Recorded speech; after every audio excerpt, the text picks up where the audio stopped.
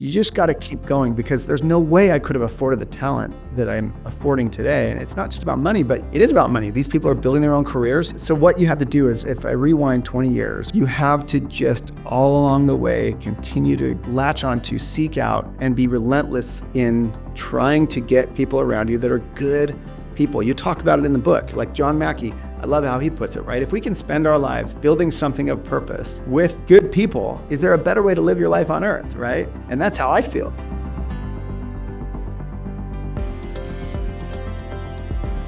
Hello, everyone, and welcome to this week's episode of The Conscious Capitalists with myself, Timothy Henry, and my partner in making the world a better place through business, Raj Sisodia. Hey there, Raj. Hey, Timothy. Good to see you again. Good to see you, and we're on a frigid day in January. I don't think it matters where you are. It's cold everywhere in the U.S., I think. And this week, we have a longtime supporter of conscious capitalism and someone I would hold up as an exemplar in terms of both his company and the way he leads it.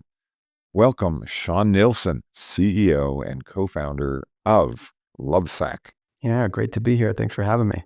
Shawn, who is Shawn? Shawn founded LoveSac in 1998 and is still and currently serving as the chief executive officer of the company.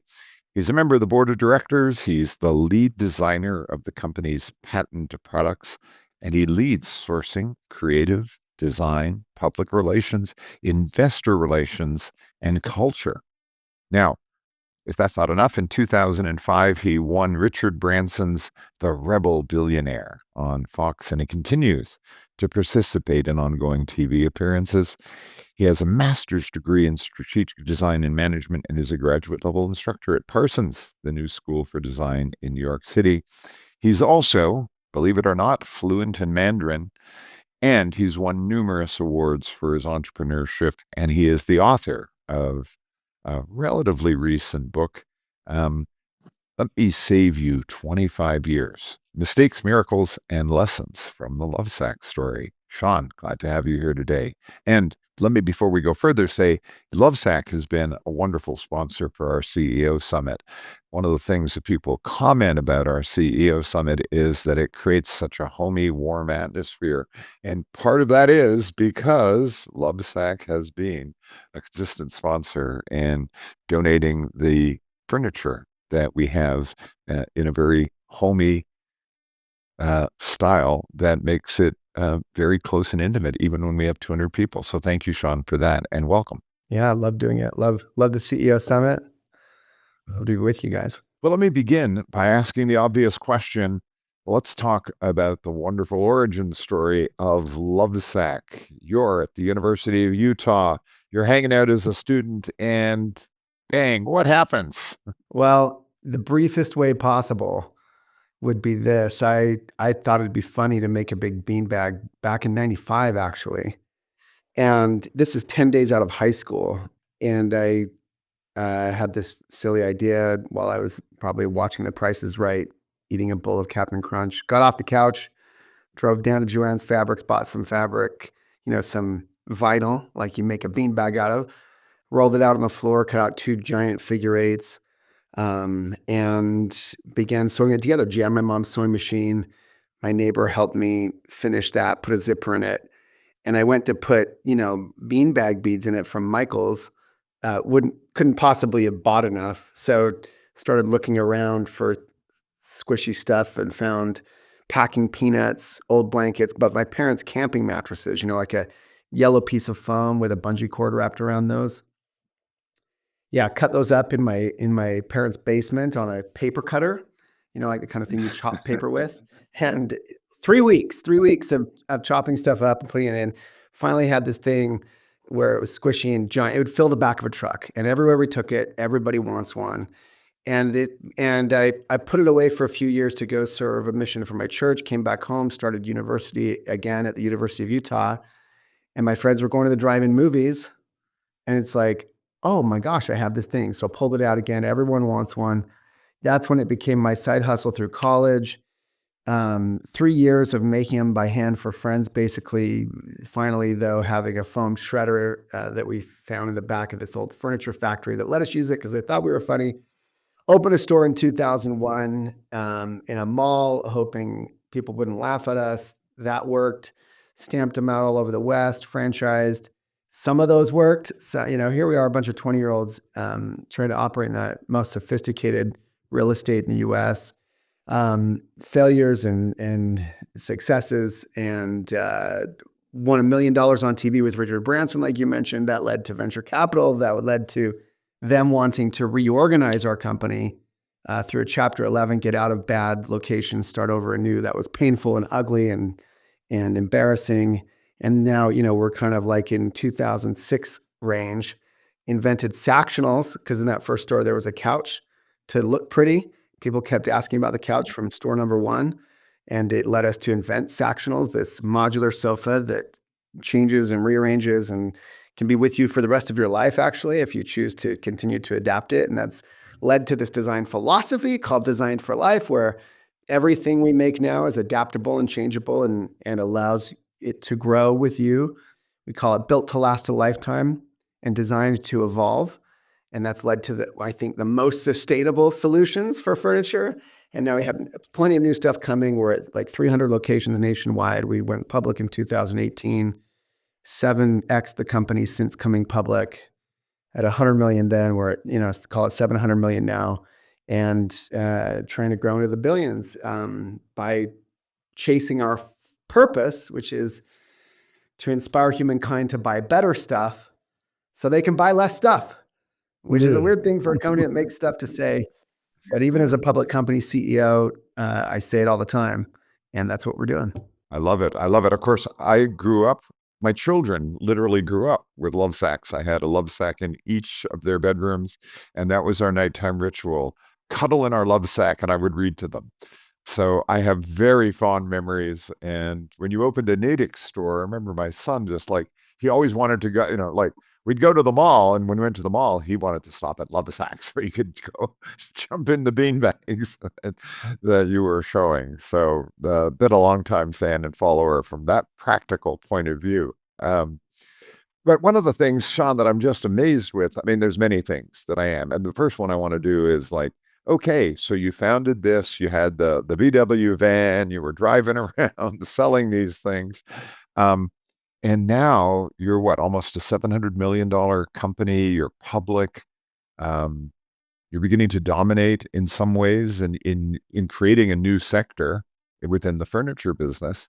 And you're still CEO. Not only are you still CEO, you're deeply involved in many aspects of what the business does. And so few founders have that capability to grow with the business and not at some point get nudged with an elbow, sort of saying, "Hey, Shawn, time to step aside. We need to bring in the professionals here." But you've done it. You've grown the business. A little bit about that. Why, you're unusual in that way. What's unusual about Shawn and his CEO style that allows him to do that? Yeah, look, there are a lot of factors that play into that. And if we go back kind of to LoveSac's evolution in history, as I mentioned in my sort of rapid articulation of 25 years time, there were a lot of ups and downs in our come up and every kind of difficulty to be learned from there. And I would say that is key to my being able to evolve and adapt and be in this position today. So if I go back to, as I mentioned, this time where we had to kind of start over as a company after even having some success and a lot of public success. I had won this reality TV show. It was sort of a national sensation for sure. In my own home state, I was, a mini celebrity, et cetera, and had to go through this very painful reorg around 2006. And through that, definitely felt that being nudged aside. I had to bring in the pros thrust upon me to get us through that Chapter 11 reorg. And I spent, let's call it, a lot of time in, I could only liken it to exile within my own company because I chose to stick around. I probably should have left, in a classic sort of decision-making way. and let it go. But I write about it in my book, Let Me Save You 25 Years. There was this moment actually where I was trying to figure out what to do through that darkest time. Because here you are, going into stores that you opened months ago yourself, maybe, or, you got to celebrate. And now you're using a skill saw to cut the cash and wrap in half in the middle of the night because you can't work in the day in these malls, to get it out to the dumpster, to close that thing down in, the 48-hour limit or whatever you have to get out of there. I mean, it's just like humiliating, embarrassing, physically exhausting. And you're running the company to continue to operate because this isn't the end. This is a rebirth. And so you have to keep everyone motivated, even as you've just done layoffs. I mean, this is like the ugliest, nastiest, most difficult stuff that I think anyone can operate through in business terms. And so that's happening while you bring in, let's say, a outside consultant to operate as CEO who has experience with reorgs, and you step aside and go do that. And then you operate that way for a number of months or years in some form or fashion. And you learn whether you chose to or whether it was thrust upon you to kind of escape that classic founder's trap, that founders so often, including myself, slip into, where it's kind of my way or the highway.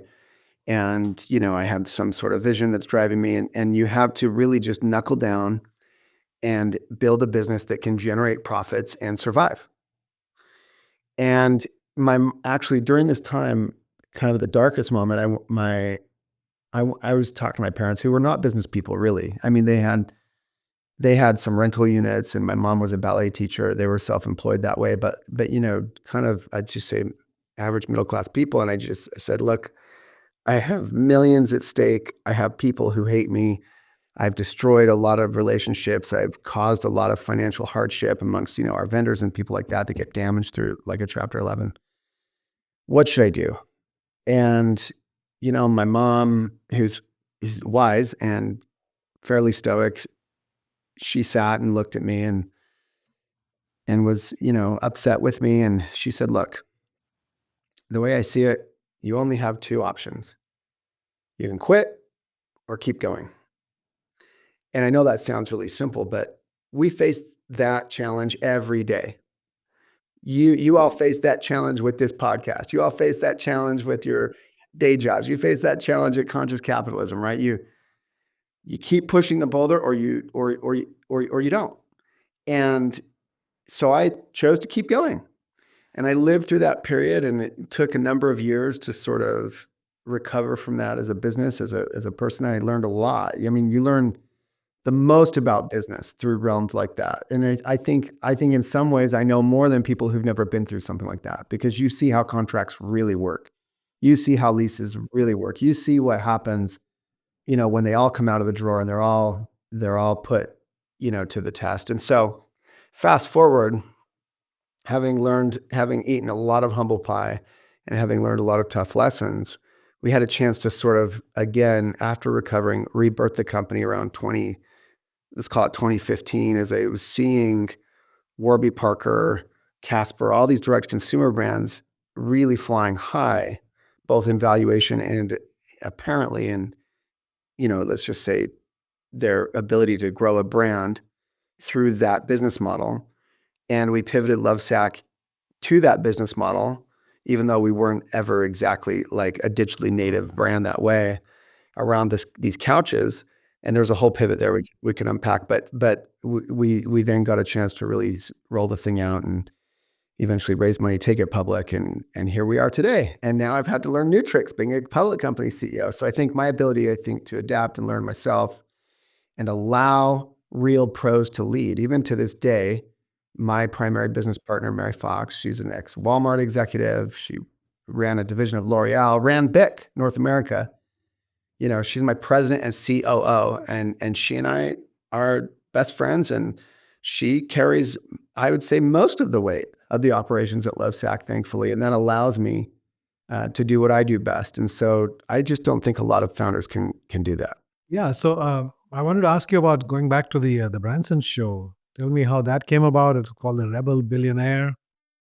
How did that happen? How did you get selected? What was that process? And what happened as a result of that? I just want to go back Yeah, to that tell us how beginning. lucky you got there, because you talk about that in your book. Yeah, look, the Rebel Billionaire with Richard Branson is a weird chapter in our history, and one of these things that kind of fell out of the sky. I was living in Mexico. We had moved our little farm. So we had a factory. We had a factory that was built on farm equipment because I couldn't afford real, German shredders to shred foam. So we used a hay buster powered by a tractor. We'd moved this operation to Mexico. I was busy down there handling that relocation, traveling back to Salt Lake City to our original location when the talent scouts for the Rebel Billionaire rolled through Salt Lake City. And their ads for open casting, they were, recruiting from a pool of, they say, 50,000 applicants to go on this reality TV show, win the biggest prize in reality TV history at the time. But their ads didn't take. And so they had called the University of Utah to ask if they had any young local, entrepreneurs who might be interested in being on a reality TV show on Fox. Didn't know it was Richard Branson yet. And they told them, oh, call this LoveSac guy. Because I had made a lot of waves in town. I was out there, I was 23 years old, opening retail stores all over the West. I was speaking at different things, winning awards, whatever. And they called our store at the Gateway Mall in Salt Lake City and said, is Shawn there? And I had at the time like 20 stores already. And anyway, I happened to be there for this event, and it was a long story traveling back. They asked me to make a quick video. I got recruited to be on this reality TV show. And as it turns out, travel all over the world with Richard Branson. So it's a wild chain of events that I could even be there. They called me one day before I actually got on the show. And this is, 6 months after I'd made that video. And they said, okay, you're a finalist on this show on Fox. You could win the biggest prize in reality TV show history. It's with Richard Branson. Can you be in London next Monday? You're going to have to leave your phones behind. You cannot bring them. You have to be incognito. You have to be completely separated from your business for maybe 2 months. And I looked at my partners and I said, well, that's a big sacrifice. We're in the middle of rolling this thing out. Like, how do you feel about it? I said, look, somehow I feel like I'm either going to win it or get kicked off in the first episode. And if you watch the summary of the show on YouTube, I did both. I almost got kicked off in the first episode for being like too cocky, and I won. So crazy turn of events. And I love the title of your book, How to Save 25 Years, right? Here's the lessons that I learned. 25 lessons I learned, save you 25 years. What inspired writing that book now? I think just having such a crazy story.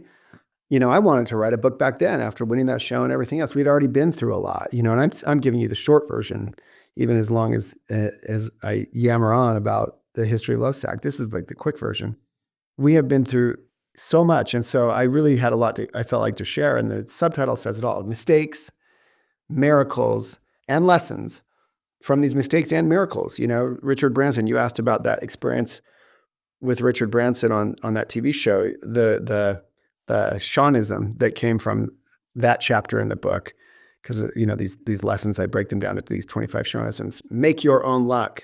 I learned that straight from Richard Branson's lips as I'd won $1 million laid on the roof of Necker Island, and we're talking about God, we're talking about fate. It's just he and I chit-chatting, and he said, I believe we make our own luck. And I didn't really like that. Like I didn't like ascribing, too much to luck for lots of reasons at the time. But given more time to reflect, I totally believe it, and I totally understand it now, and I've lived it. Like, we make our own luck by being ready for it, by being out there doing things. It's amazing the things that can fall in place for you if you just keep grinding, keep pushing, keep putting yourself out there.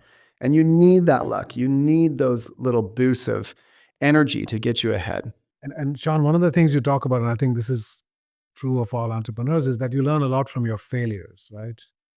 And so what are some of the things that failed, and what did you learn, and how did you pivot from that? Yeah, look, besides the whole company Besides going failing, bankrupt and, yeah. I think we continue to have failures, you know? I mean, business is brutal. Business is unrelenting, at least in my experience. And if I were to, pick something maybe more pointed, products, I as an example, I could probably list a dozen things that we've launched that weren't the best idea, or maybe not the best idea at the time, right? So kids Sactionals. So we've had tremendous success with Sactionals. These are our modular sofas that could be with you the rest of your life. Probably they by the numbers, the best selling sectional in the United States of America right now. We have tremendous market share in the premium sectional market with this one product. And so, being a father of children and making forts with them in the basement inspired kids Sactionals, which were a lot of fun. And these are magnetic and go together a little bit like the blocks you play with in our showrooms, if you're familiar with LoveSac, but larger for kids to sit on and arrange and rearrange. And we launched this, with great aplomb, with a lot of energy, with all of the, energy and investments that go into a product launch. And they did, we sold some, but like it was a flop, and they were too expensive for what they needed to be. It's a huge investment to ask of parents for their kids. We just didn't do enough market research. And actually, that failure, to speak of how we pivoted, as an example, led us into the business model that we operate to today, which is absolutely driven by customer research, consumer research. We were more like a retailer back then, kind of mostly merchandising. There was a moment where we sold rugs and lamps and bowls and baskets. We pivoted out of that, and we have arranged our whole company structure to be more like, let's say, a Procter and Gamble, a Pepsi, one of these CPG companies that does pointed consumer research, boils it down to needs to be met, jobs to be done, and develops product to meet those needs with great confidence, knowing that there's a market for those, knowing how big that market is, knowing where it needs to be priced, and all these things. Most of my competitors don't do that. Like in the furniture space, they're still merchant led, and they're great, by the way. We have great competitors that have great businesses that are worth a lot of money. But here we are selling $10,000 couches, so are they. But the way our business operates, right from the guts, from the structure, from the type of people we hire to the way we do work, is so different from the way they do work. And I think it gives us not just a competitive advantage, forget that. It allows us to be differentiated enough that we can operate in the landscape competitively. And what I mean by that is there's room for many at the table. They can compete and do great and win their customers. We can compete and do great, but you still have to have daylight between your brand and their brand if you want to succeed. And I think, so just a dumb example like Kids Sactionals gives rise to that discussion. Well, I want to drill down on that a little bit because, one of the things, and we'll talk about the conscious capitalism element in a moment. But one of the things Raj and I both say is, listen, if you don't have a good business strategy, if you don't have a good business model, conscious capitalism isn't going to save you, right? Like you've got to be good at those things. And then the principles help you go from being good to really being an outstanding, thriving, great business. But what I'm struck by you, Shawn, both in your writing and in person, is what a brilliant business mind you have. Like you just played over something that I want to go back to because it's brilliant. You've described it as, we want to be a brand versus a retailer.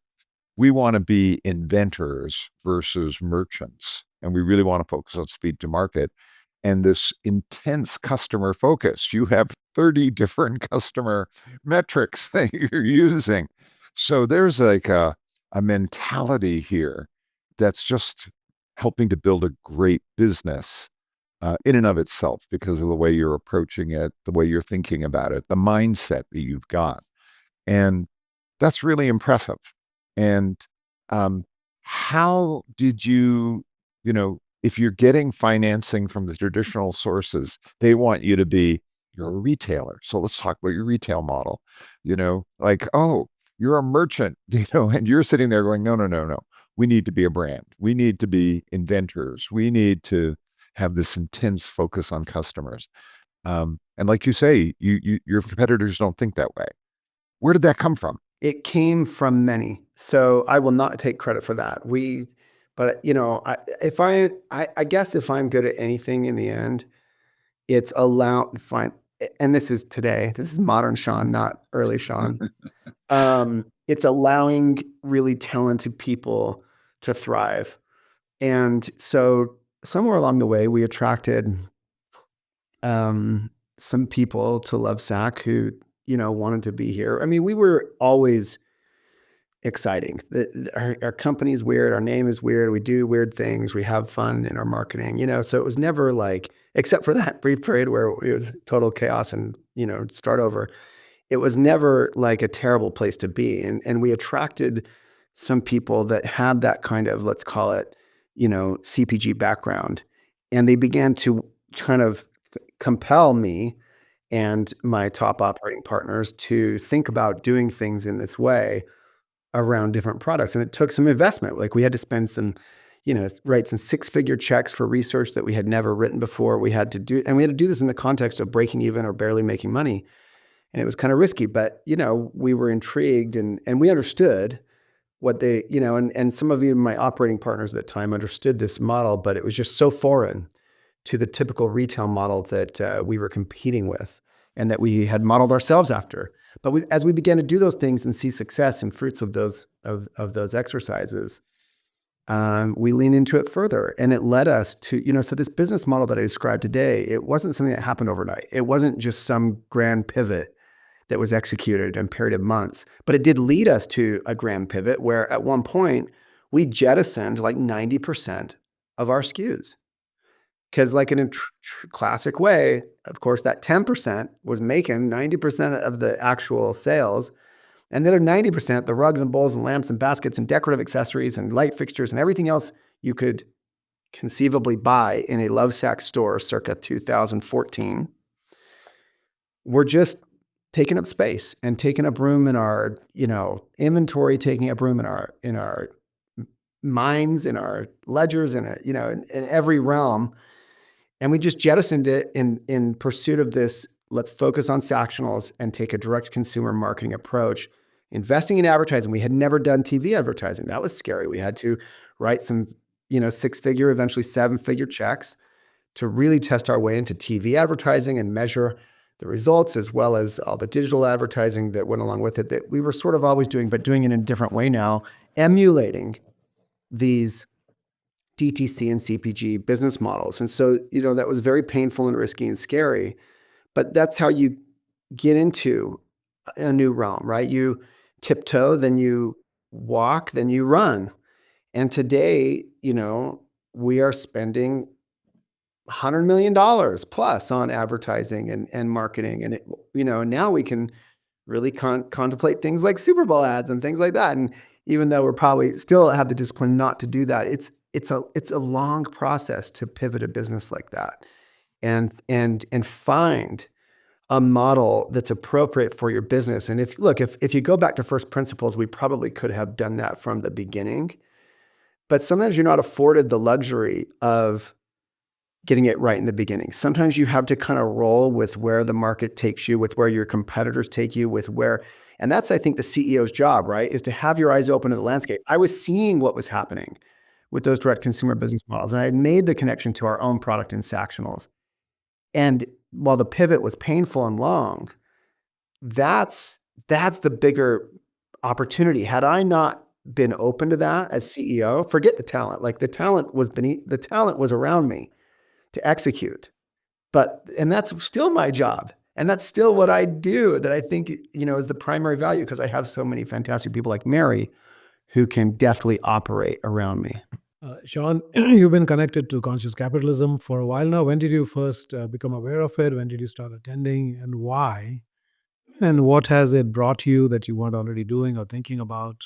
It's a great question, and it's a perfect example of being open to the world and discerning. We were introduced to conscious capitalism overtly. I had heard of the book, and I'm a reader of books. Like, I'm surrounded by books. I love reading.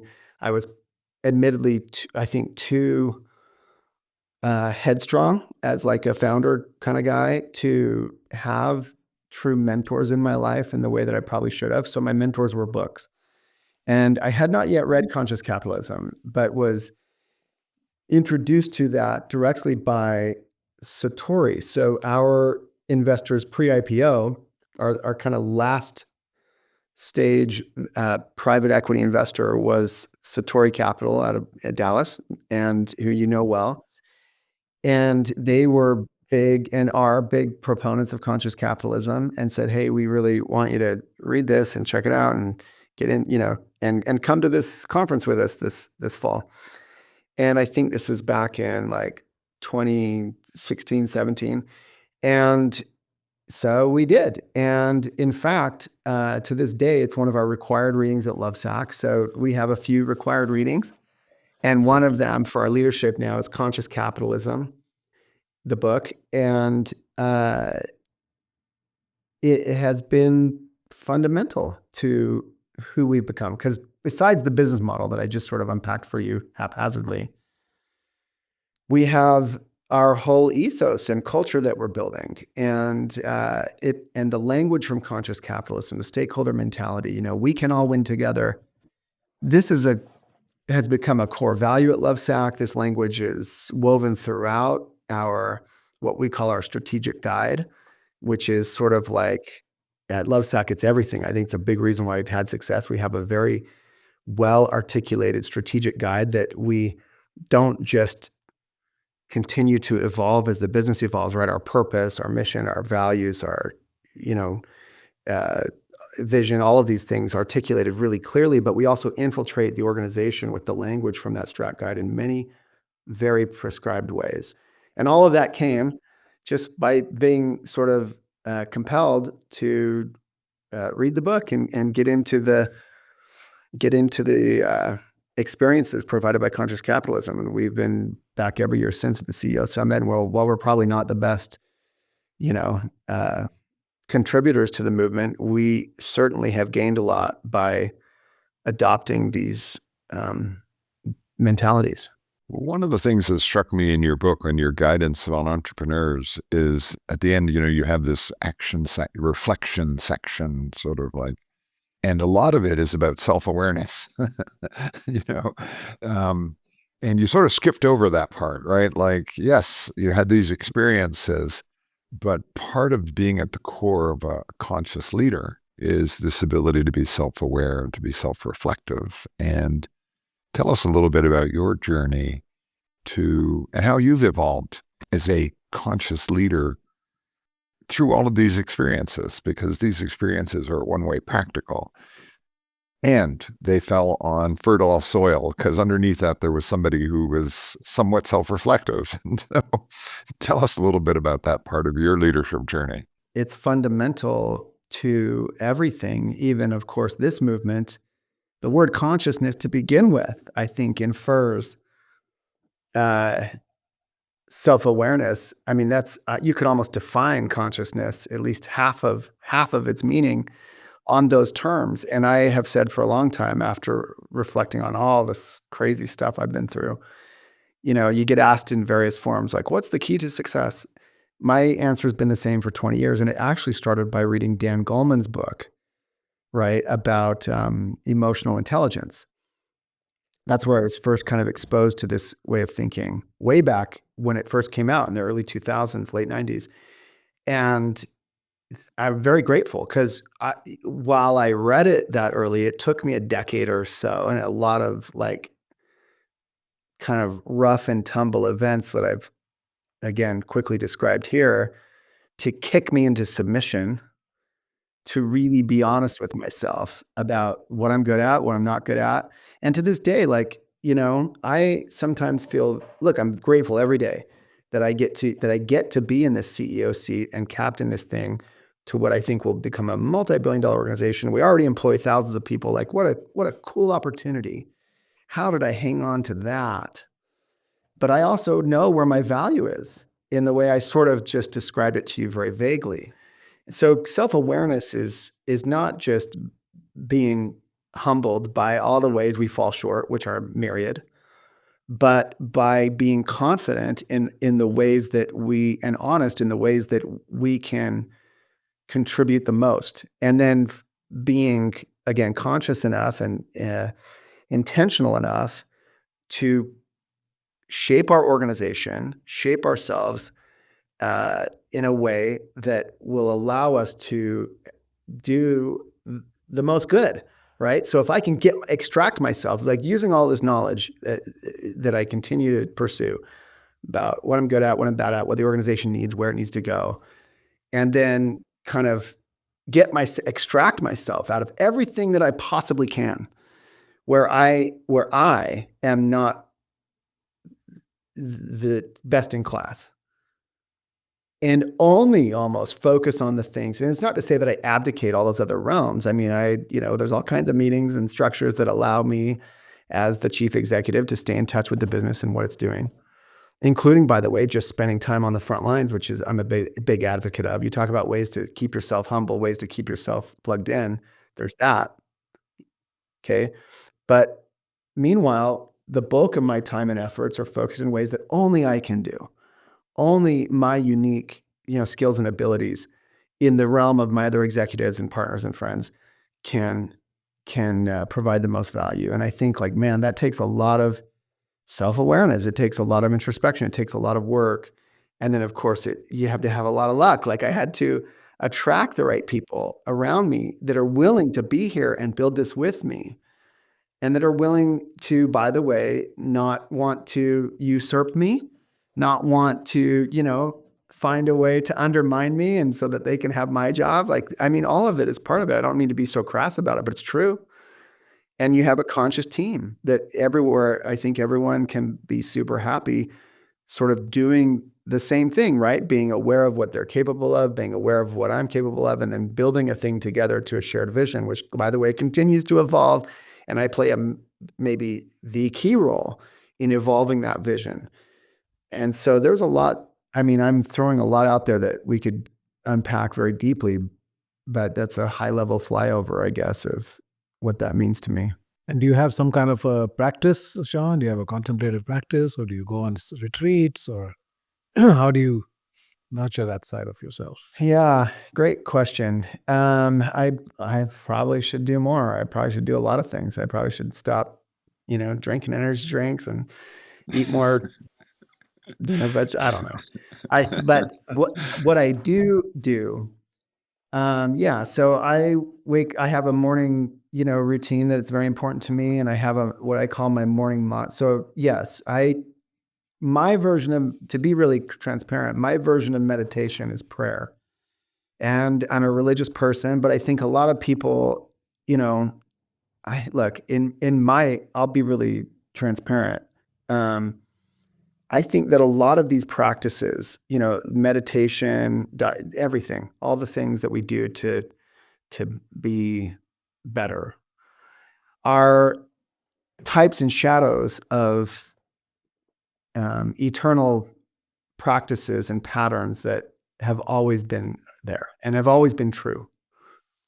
And so I pray and I try to spend time, as it were, on my knees, not just, I don't know, saying things in my head or whatever, but really contemplating. So we could call that meditation, couldn't we? And really being thoughtful and intentional. So there's that. I have a morning mantra that I read back to myself every day. So this is more like a psych hack. Along the way, I've gleaned all these little bits from books and teachers and mentors, and I've integrated little bits into this. I don't know this. I made it up. I call it my morning mantra. And in the spirit of neurolinguistic programming, I say to myself, you could call it affirmations, but it's also a lot of things. Like some quips from it. I will not just be pleasantly remembered, but I inspire everyone that I can. Like, I have these little things that I've gleaned along the way, talking about looking people in the eye, talking about just dumb tactical things that I review every morning. And I say to myself, and eventually these things get programmed into your posture, your way of, really, really tactical. And I could go on and on, but I hope that I'm at least doing enough to continue to try to be self-aware, contemplative, and develop and in a developmental mindset. every day. And are you trying to make that part of the culture in your leadership team and the organization? No, not as much as I should. Great question. It's a great call out. I think where I expanded the team. So one, I should probably do more in that realm, admittedly. But but beyond that, I think that, listen, and this is such a trite thing to say. I wish I could put some more power behind it, but it's only about people. The game is like 99% people. You know, like the business strategy, everything we've been talking about on this podcast, that will all come if you have really great people. And it's a tough thing to say because I get it. Like if I'm a listener out there, it's like, well, look, I'm a little, you know, X $100,000 organization, few $1,000,000 maybe. How could I possibly get the kinds of executives, Shawn, that you've seemed to have sort of surrounded yourself with? Because by the way, I have a lot of really talented people that are Raj, right, doing these things on their own in their own way, because that's the kind of people they are, right? And so, am I extending that out? I think that we celebrate the principles behind it for sure. We talk about it in our own charter, and we talk about it, but we don't have some programmatic way of doing that. But again, if you can somehow surround yourself with, so how do you get those people? You just got to keep going, because there's no way I could have afforded the talent that I'm affording today. And it's not just about money, but it is about money. These people are building their own careers. You can't, you know, it's so what you have to do is, if I rewind 20 years or 15 years or 10 years, pick a number, you have to just all along the way continue to latch on to, seek out, and be relentless in trying to get people around you that are good people. You talk about it in the book, like John Mackey. I love how he puts it, right? If we can spend our lives building something of purpose with good people, we could spend a lot of time defining what that means. Good people. Like, is there a better way to live your life on earth, right? And that's how I feel. And so, yes, the people have evolved and their levels, have evolved and whatever. But all along the way, I had good people. They're just different people today that have different capacities to do different things that are demanded of a company that's now the size of LoveSac, which, by the way, on the one hand is quite large. On the other hand, we're dinky. We're nothing. We're pipsqueak. We're barely on the map. It all depends on perspective, right?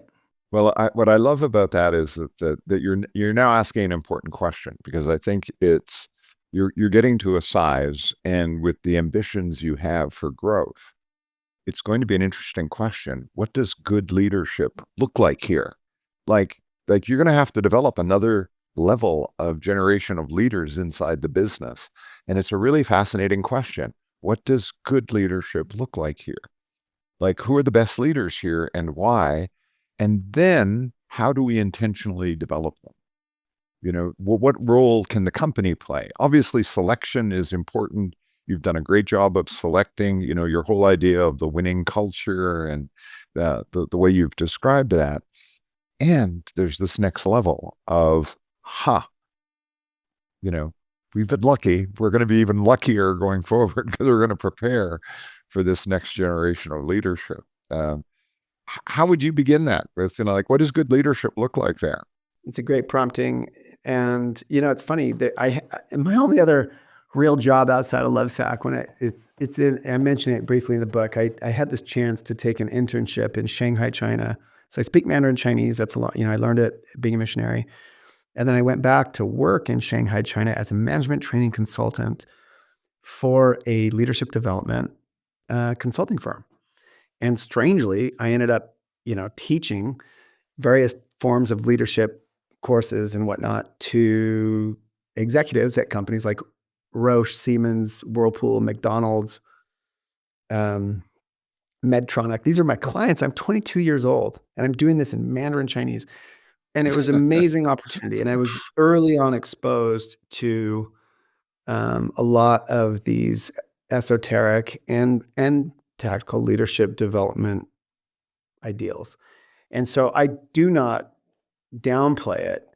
And again, along the way, we've done different things, and we do our share of meetings and offsites and things in that realm. But You are correct. Like it's come and gone depending on, I guess, the urgency of the culture as well. We don't have like as good and rigorous of a program as we should. It's a great call out. And it has me reflecting on really what we need to do in that realm going forward. Yeah, but I don't downplay it. Like I definitely ascribe to it. And I think rely on, um, great people to be always developing themselves. I'll just share one anecdote. There was a person along the way who was a really capable leader in our organization who carried a lot of weight. And I remember I was reading, again, I'm a reader of books. I just never relent. And I was reading some book that really impacted me. And I said, oh, I shared it with her. And it was really like, it really set me back because she sort of rejected it in the sense that, oh, I'm having fun reading this or that. Like, she said, Shawn, you're in she was much older than I was at the time, very capable executive. She said, you're in the mode of like acquiring information. She's like, I'm in a different place. Like as if to say like, I've read all the books. Like I'm good. I've had enough. And I was like, man, I hope I don't become that way. I hope I can stay humble enough, even because I'm not so young anymore, right? Like I started this as like the young entrepreneur kind of guy. Now I'm kind of like getting up there, but I hope I can retain my hunger for development and information, throughout my life. And I think that's a big key. That's a big piece of it, right? Like, because if every one on your team has that humble mindset, whether it's organized or not so organized, I think that the outcome will be much, much better. So, Sean, you mentioned a couple of books. Of course, your book, Conscious Capitalism, Daniel Goleman's book. What other books have been highly influential? I'm sure our listeners would learn something from those too. Yeah. I mean, I have a long list of books that I love. Let me think. So on our required readings at LoveSac, we have Conscious Capitalism. We have Unraveled, this wonderful book about product sustainability. We have Circular Economy, a field guide. It's this really clever little book. It's not. I don't even know if it's 100 pages. That really inspired us, in the realm of circularity. But a few others that I love: Leaders Eat Last, fantastic leadership book. Natural Capitalism, of course, was fundamental and was a required reading for a long time at LoveSac. Uh, Emotional Intelligence, Daniel Goleman's fantastic. I love The Infinite Game by Simon Sinek, and some of the classics. Jim Collins, Good to Great. Another one that's been really formative in the shaping of like our culture and values, and I mean, really formative. Kind of a dry read, but just good, solid stuff, is Patrick Lencioni, The Advantage. Um, Anything by Lencioni, you know? Yeah. Yeah. Yeah. Yeah. I Yeah. could Yeah. go, yeah, I could go on and on. I learn a lot from reading biographies, everyone from Disney to Steve Jobs, the Isaacson biographies. So, when you say required reading, like how does that? Is that like a book club? Do people read and then you have a conversation about it, or how do you? We have this weird culture, we kind of compel everyone who joins at the corporate level to read a few books by their 18-month mark here. And we do have a book club, and we do cover some of those books in our sort of monthly book club, but they're kind of expected to do it on their own one way or another. And we don't, and there is a little bit of a test that we have in our intranet that they have to pass, pretty easy. So they can fake their way through it. But we hope they don't, right? In the spirit of great people. We hope these are people who are trying to learn and grow. And it's nice because when you read a book together, you now share a brain. Like if everyone, look, the truth is a lot of what's shared in Conscious Capitalism is most relevant to me and my top team in the way that we shape the organization and whatnot. But by having, let's say, everyone read that, they can hold us accountable to behaving that way, right? And so, and I think the same is true with almost any book, or concept, um, way of operating, way of thinking, and so philosophy. And so we try to have these shared philosophies. And in fact, that's something that I'm very big on. And the reason that I keep harping on this strategic guide is I for instance, do these 3-hour CEO orientations. Every person who works at LoveSac, after they've been with us for about 90 days, so they know what their job is. They kind of know what they're doing here. They know what the company is. They know what they know what choices they've made in life. They have to sit with me for like 3 hours, and I unpack for them in great depth our strategic guide at LoveSac, going very deeply into our values and what they mean, our guiding principles, our strategy, our vision, all these things. And again, this could be a coordinator in customer service, but I believe that if everyone in the company deeply understands, or makes an attempt anyway, to deeply understand the philosophies that drive us, that coordinator doesn't really need a lot of management, right? Because they kind of know what they should do for this customer in this situation, because they kind of know how we think. They kind of know what we're trying to do here. Right? And it's not to say that we don't have process. We have developed a lot of process over time in a company the size of Lovesac, but I'm very adamant about that. And I could just make a video and make them watch the video, but there's something more powerful in meeting with them in person and going and spending the time. So anyway, very passionate about these concepts, and managing by philosophy is the way I think of it. And you do that in groups or one-on-one? Yeah. So that example, it'd usually be, that 8 or 18 people that joined within the last 90 days. Okay. That's a little more efficient. Yeah. Well, that's wonderful. Yeah, that they get that time with the CEO and the founder. And by the way, of course, the medium is the message, right? Like, I'm not some ethereal person that they don't have access to. And by the way, that's a big reason that I do so much on social media. As much as it's valuable in this day and age to be on social media as a leader, as, the head of a brand, whatever. And I think we all know that there can be value there. I think half the value for me is it makes me accessible to two really important constituents. One is our customers, who slide into my DMs on Instagram and tell me about their bad experience with a delivery or whatever. And I'll be there, and I'll kick them to the right people and help solve it. And I think they're usually shocked, because when's the last time you DM'd with the CEO of any public company, right? Essentially texted, right? And they got a response like that. And then two, with our employees, and they don't all follow me necessarily, but a fair amount do. And they see my kids and see my life, and I'm pretty transparent there. And I try to just be pretty transparent. And it's at some risk in some ways. But on the other hand, it makes us a very connected, down to earth organization where people don't feel like there's something up, And I think in corporate America, people can feel really removed, because I'll get told this, like after these meetings I have with them, that's 3 hours on their calendar.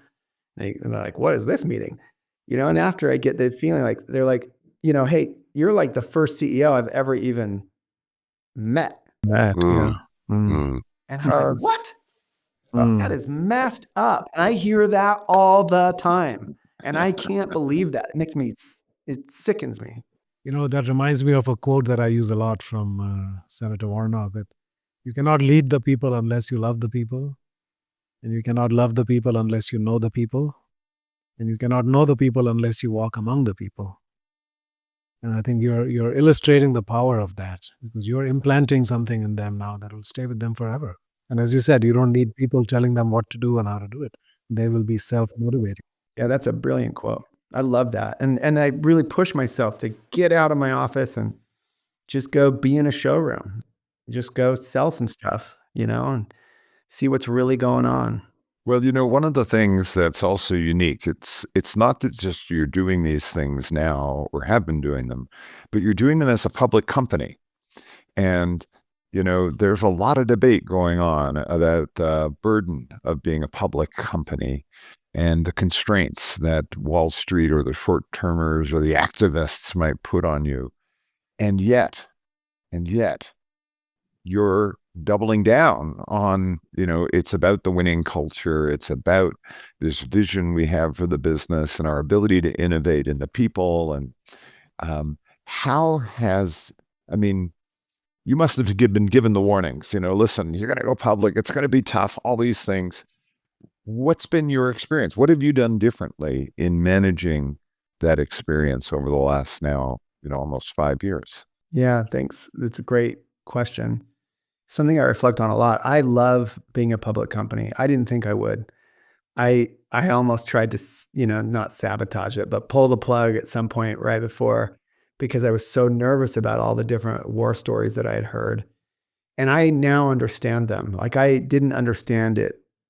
It's like one of these things, it's like, I don't know, it's like a lot of things in life. You can't understand until you just go get married or go to war or have children. There's things you just can't understand until you go. And so, having gone public and having now an inside view of activist investors, what that could mean, quarterly pressures, what that looks like, what that actually means. You hear these things, but till you live them, you can't fully understand it.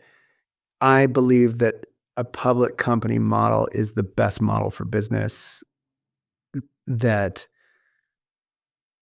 in its current construct. Now, it's not without its shortcomings, and some of those things I mentioned really are some problems that would be better to be modulated somehow, but I don't have an answer for that.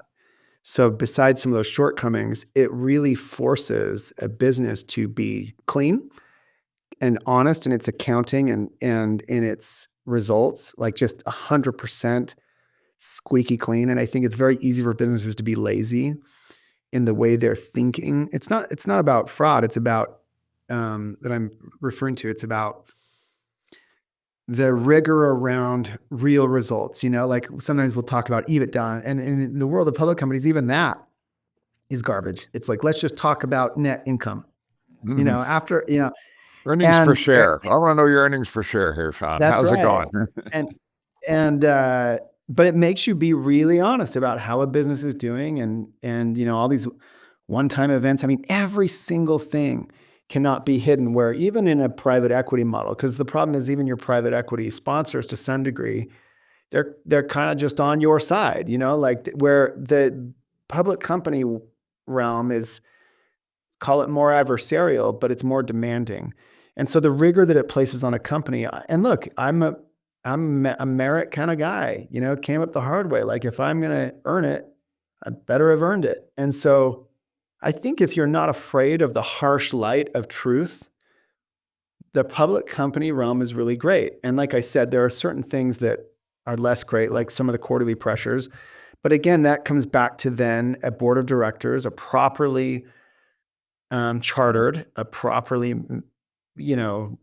motivated board of directors and a management team really being in sync and being able to move toward a vision that can resist some of those quarterly pressures if necessary, when necessary, so that in pursuit of a grander vision. That's why I say, like, what's funny is our stated purpose, right? To inspire humankind to buy better, to buy less, is not exactly the message that many of the, let's call them heartless public investors, want to hear.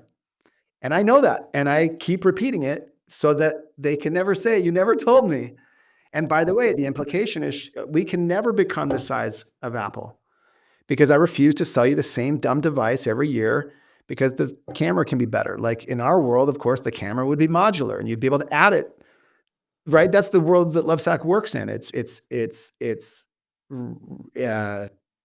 Right? Like, our products are designed to evolve with you as life changes, which means they can persist for I have Sactionals in my own home that are older than my children. They're 17 years old, made with all the brand new stuff that we've come out with recently. And I'm so proud of that. That's true sustainability. And we make it with plastic water bottles and all that other garbage. But like, the real sustainability is like, make stuff that sustains, designed to sustain, be future compatible and reverse compatible. That's a very high design bar. Very, very high design bar. Now, a hardcore Milton Friedman investor would be like, no, sell them a couch that they need to replace in 7 years so that you can sell them another couch. And I say, no. And the implication then is I have to innovate into other categories, which will be risky, because we got to stretch this brand into other realms so I can compete in those realms and continue to grow, because that's the mandate, right? Like, that's the hard mandate of business today. It's got to continue to grow. But the best part is, if I grow this thing wildly and sell products not just in Couchland, but in other realms that will do the same things that I just described, there will be fewer couches sold and other things sold because I muddled with those categories. Meanwhile, LoveSac will get plenty big. LoveSac will grow into the billions, provide all kinds of wealth and all kinds of opportunity for employees, for investors, and everyone. And I'll gobble up, and others will be hurt because we messed in those categories. But I'm proud of that. And there will maybe come a day where we've gobbled up every category and have to do something else. But guess what?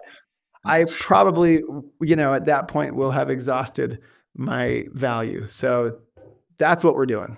Love it, Sean. I love the way you articulated that. And I think, the pressure to grow, you can think about growth in two ways, right? There's kind of a compulsion to grow, that you're just growing for the sake of the numbers and so forth. But I think in your case, you've created a business model and a philosophy that the more you grow, the better it gets out there. It's better for customers, it's better for the environment, it's better for society in general, right? And I think in those situations, there's almost like an obligation to grow. 'Cause the more you grow, the better your industry gets, the better it is for, so that energy is different than a compulsion to grow. Oh my God, I have to grow by 10%. How do I do it? As opposed to, I need to grow because that's what makes the world better, actually. Many companies, when they grow, the world gets worse. Yeah, I feel that way. And by the way, I appreciate you picking up on that, because I think in the end, that's what attracts both my top partners to be here with me fighting this fight. Because by the way, they could go anywhere. They've got amazing resumes. They could go be executive. They're attracted to this opportunity because they're those type of people. So there's a self-selection involved, as well as the people down to the front lines, like where they every day have to go to the same mall and offer the same, repeat themselves all day long to the brand new people who are excited to learn about our clever couches and do that same work for decades. Because we do have people with a decade of tenure and more on the front lines, but they're motivated by exactly what you just described, Raj, because they've connected the dots. Because not just, of course, are they smart, intelligent, capable people, but we've helped them connect those dots in a way that's totally and completely sincere. Like, it's not just like words on the wall, or like, we kind of like pretend that we're doing this sustainable thing because we recycle all these bottles. That's why I pick on the water bottles. We do the water bottle thing, and we recycle more water bottles into fabric than like anyone, because millions of yards of fabric drape on these couches. And so that's cool. But to me, the reason I downplay it is because the real differentiator for LoveSac is the sustainability that comes from building things that can last a lifetime, that were designed in the beginning to evolve with you as life changes. And the more sophisticated we get as inventors, as product developers, the more sophisticated our products are. We're putting anchors and different connections and things that we won't use for years. As we have a point of view on where a product can go, we have to imagine that from the beginning, so that someday we can add this new feature that you didn't even know was coming. And the money you gave us 5 years ago for this product is even more valuable at year 5, because this thing can now do this other cool thing that you didn't even know about. Yet we have to con you into giving us your money 5 years ago without knowing that. But the outcome is that thing is now sustainable for a very, very long time, because it continue to meet your need. It can continue to meet your needs as it continues to evolve. This evolved way of thinking is, in my humble opinion, completely unique in the landscape, and will allow us to be hyper competitive for a very long time, and motivates our people to keep going.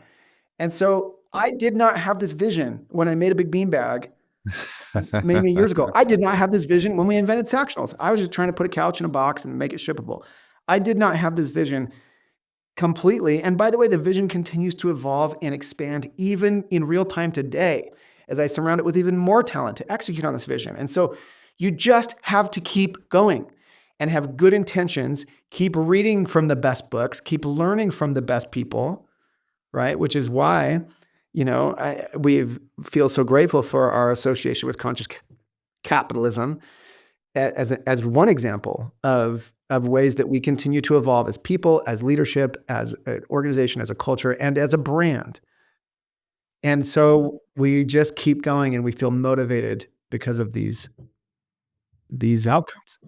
That's beautiful, beautiful, beautiful, Shawn. I mean, I think we could go on talking for another hour easily, easily. But I want to thank you for your time and the passion that you bring to this topic and subject. It's beautiful. It's really, really inspiring and wonderful. And we're so glad that you're a part of the Conscious Capitalism family. Thank you so much. Thanks for having me. Really appreciate the conversation. Yeah, this was one of the most stimulating conversations I've had in a while. So thank you, Shawn. It's really terrific. And Yeah, now I need to yeah. read your book. I'm sorry I haven't read it yet. But No, Yeah. it's great. Yeah, yeah, yeah. Great to be with you. And thanks for the opportunity. And if I, we I don't know, we need to be, LoveSac is still in the hunt. We're not writing big checks. We're not as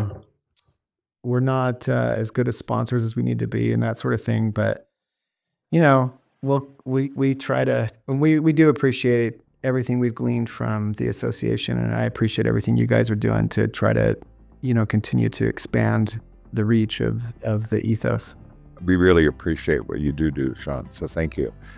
Let me just finish up with and thank you to our listeners. And if you've enjoyed today's conversation with Shawn Nelson, then please go over to Apple and iTunes and leave us some rating scores maybe, and maybe some comments. And on whatever channel you're listening, please hit the subscribe button.